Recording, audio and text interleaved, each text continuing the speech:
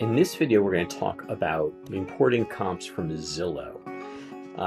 As always, Zillow makes things harder than the rest, but we've made some really interesting improvements to how Zillow works in Price Boss to help make it a lot easier for you. So this is the Zillow tab. As always, it's in the blue section for our collector tabs.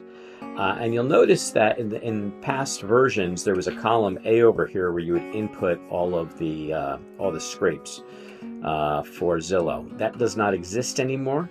We now have this area on the right where you can do all the pages. And this is going to be great because it's going to save you the hassle of having to scroll up and down all the time to find the last line. It's going to make it real easy. So let's go over to Zillow, and I'm going to go ahead and put in Yavapai County, Arizona. And there we go. Now, here is the next huge, well, actually, first thing I want to do is I want to show you a couple things about Zillow. So we're looking at sold data right now, lots and land. And I think that may be it. Maybe we've got sold in the last 6 months. Okay. And that gives us 734 results. Now, the thing about when sold data in Zillow is you'll notice that it says -- square foot lot. Every once in a while you'll have one where it'll give you the acreage, 2.35 acres, but most of them say -- square foot lot, which is pretty useless because we need both a price and a size in order to be able to calculate the price per acre. So you can use Zillow however you want. If you change this over to for sale, I advise you not to just click this button, this dot right there, but to open it up and actually only select the right ones. So just do by agent, by owner, and it divides them up, so you're really only going to get agent anyway. All right, now if I click on that, notice all of these do have acreages. So it works much better with for sale data. If you do sold data, you're going to have to manually go in and get those acreages out. For now, I'm going to go ahead and use the for sale data. And let's see, we've got 564. Now, there's a limit on how many we can bring into Price Boss anyway, but I'm going to show you how to do it. In the old way, we would have to scrape like this. You don't have to do that anymore. What I recommend you do is just do a tap right there in the white space. Come on down. Get over here to, it's already on page 1, so I'm just going to tap it again. And I'm going to do Command A on my Mac. It's a Control A on a Windows, and it just selects the entire page. And now I'm going to do a Control C to copy it. And I'm going to come over here to page 1 in the yellow, and I'm just going to do a Control or Command E, paste it. And boom, that's all I have to do. This 492 is just a little bit of a check for you. It's telling you the last line of data in this column. So if I come all the way to the bottom here, you can see that my last line of data is in row 492. The reason I do that is because sometimes on a page, you'll notice that the number is not consistent with the others, and that probably means you'd want to go ahead and redo the process. Okay, so now all I'm going to do is I'm going to click on page 2.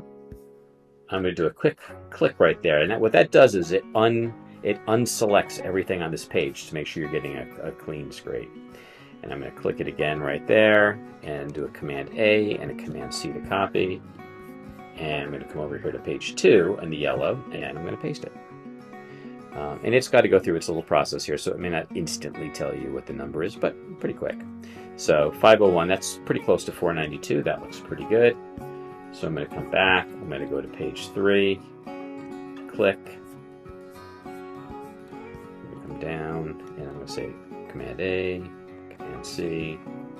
See, this just, the overall process is just a whole lot easier and faster than it used to be. You don't have to worry about how your mouse is, where you're clicking the mouse and whatnot. Okay, now let's do page 4. I'm going to just stop here in the interest of time. And let's see. Select it all, copy it all, and paste it all. There are 42. I think there may be 42 comps on each of these pages. So 4 times 4 is 160. That's about 168. Let's just go ahead and do one more page. So we're going to click on 5. And select all, copy. And I'm going to paste it in. All right, that'll give us. And all these numbers are in line, so that looks good. The last page always might be less because there may not be the full number of comps on the last page, so I wouldn't worry about that. But if this one said 300 or 250, I knew I had a problem. Probably good. All right, now I'm going to come over here. Before I hit the compute button, I'm just watching this green bar. This means that there's some formula activity going on.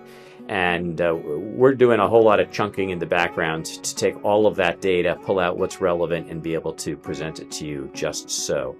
So I am going to put this on pause for just a second. It doesn't take very long. But when I come back, this will be done. We'll hit the compute button. Okay, I am back, and we're done with all the processing. And I'm just going to hit the compute button. And in a moment, we'll have all of our comps.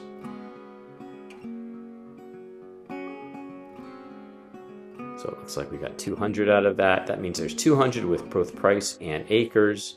Let's see what happens if I come down here and make sure they all have. Yep, that all looks good.